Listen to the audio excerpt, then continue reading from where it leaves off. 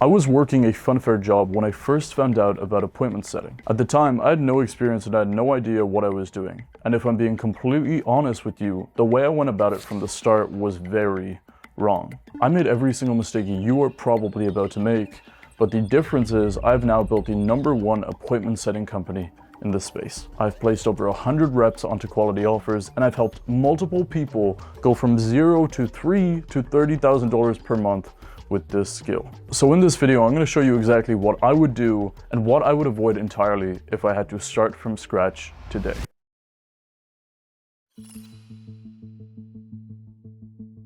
Most people hear the word setting and think that all you have to do is send a few DMs on your phone whenever you want, wherever you want, and you just collect commissions and make money online. But that is not true. The truth is, appointment setting is the first touch point in the sales process. It isn't just some random gimmicky thing you do and make money online whenever you want. You are starting conversations, talking to potential prospects or leads, and booking them in for calls if they're qualified. You're not closing people, you're not fulfilling, and you don't actually own anything. The only thing you technically own is the conversation with the prospects. When I started appointment setting, I saw all these idiots online talking about, oh, you can make money online and go to Thailand. You can, but it's gonna be insanely inconvenient for you. Like, it is not a good idea.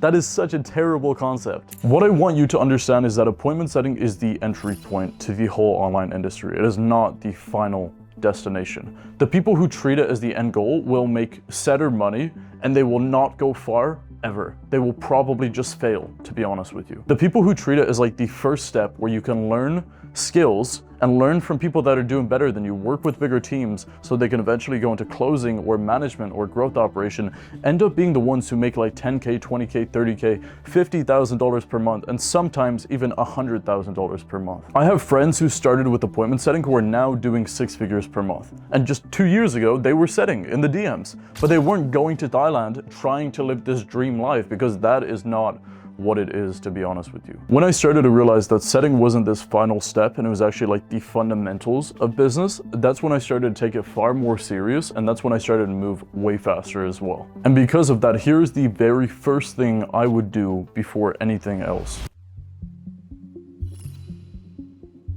The biggest mistake I see people make that I made myself is trying to land a role before you actually learn the skill. They get placed, get on the offer, and have absolutely no idea what they're doing, and then they get let go. If I was starting over, I would spend the first 2 to 4 weeks learning the skill before I even thought about landing a job or a role. So if you're wondering what you actually need to learn before you start, this is it. First of all, you need to understand that there's 2 types of setting. There is inbound and there is outbound. Inbound is when the lead or the prospect reaches out to you or the creator. They're already warm, they already have high intent, and they already kind of want to buy it. They messaged you.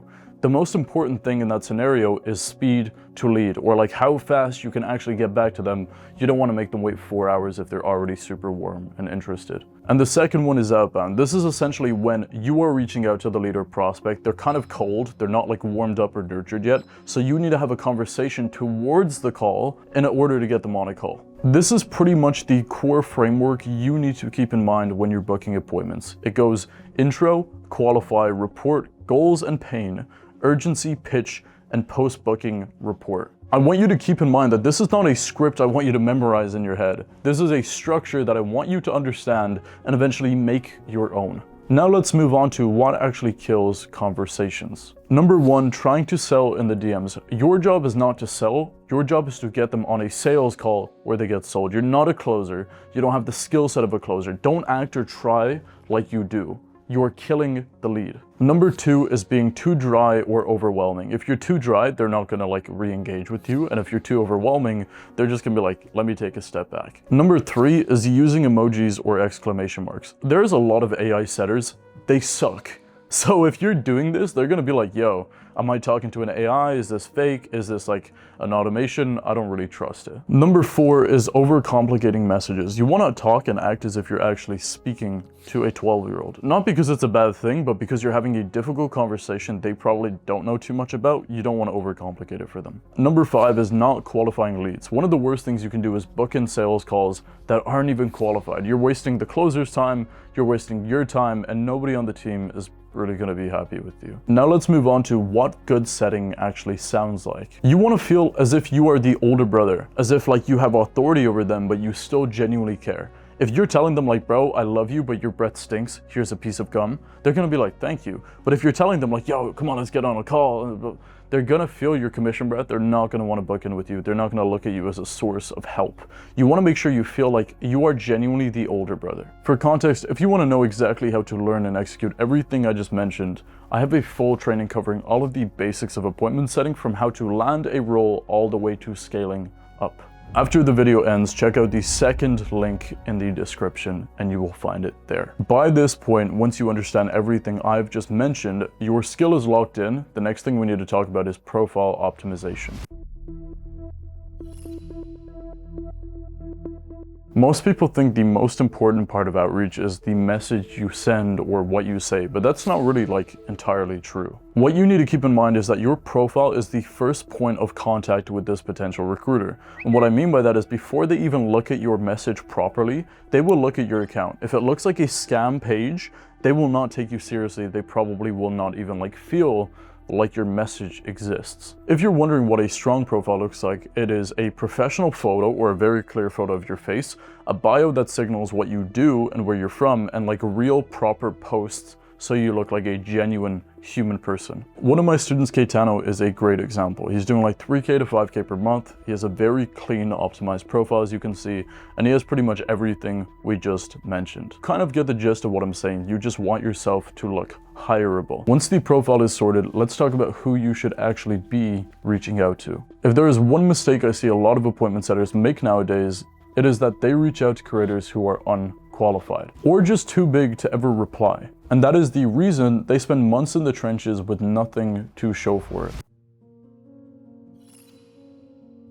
And so if I was starting over, I would not go straight for the biggest coaches and creators I could find. There is almost a 99% chance they are not going to reply to you. The 4 horsemen or different type of people that you should be reaching out to is: number 1, sales managers; number 2, closers; number 3, growth operators; and number 4, coaches and creators. Sales managers will run the entire sales team, so they will always need good setters on their team. Closers will usually be the ones closing calls from the setter, so they want really good setters on their team as well. Growth operators usually run the entire process, meaning they either have a sales manager on their team or they're doing their own sales management. And then you also have coaches and creators, who are the people that run their own offer, as you can imagine. Now that you know who to target, here's how you actually reach out in a way where you are perceived as a qualified appointment setter. And not only that, but also get a much higher reply rate.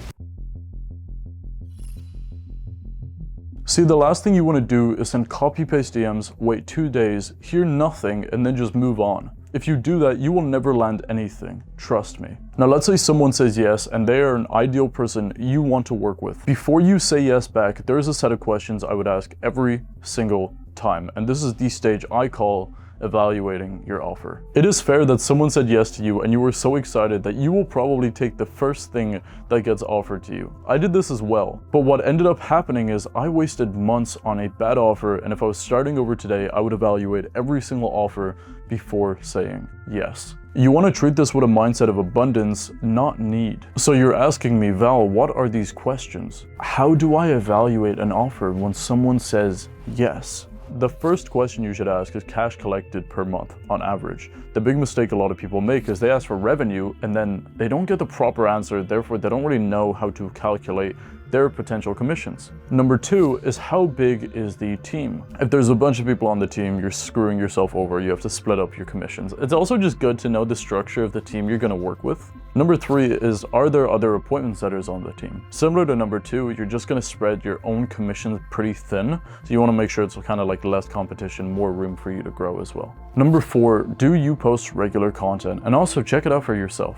Because if they're not posting content, you can probably bet money that they do not have enough lead flow. Then you're cooked. Number 5, who is their target audience? This is a question that will kind of just make you look good, because they'll be like, oh, this guy knows what target audience is, or like ICP.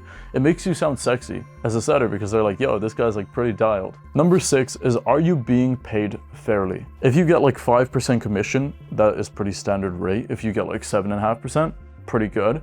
300 base is pretty good as well, and then like a bonus structure is always quite nice. If you get 5% alone for your first offer, that's not bad. If you have experience, I always think you should get 5% and a base and bonus, or base or bonus. And number 7, the final question, but probably one of the most important ones, is what happened to the previous setter? If they didn't have one in the past, then okay, this is your first experience, you know, be careful. But if they have had one in the past, maybe that guy transitioned, beautiful, room to grow for you as well. But if not, and they got fired, why did they get fired? What should you do to avoid that situation? Those are pretty much the 7 questions I think you should ask as a bare minimum. Also, make sure you have conversations, make small talk, see if you like them as well. Don't work with people you don't like on a genuine level. If you're wondering what a bad offer looks like, let's say you get 3% commission, the program is like $1,000, they make 4K revenue per month, and there's like 10 setters on the team, you are probably gonna make like $12.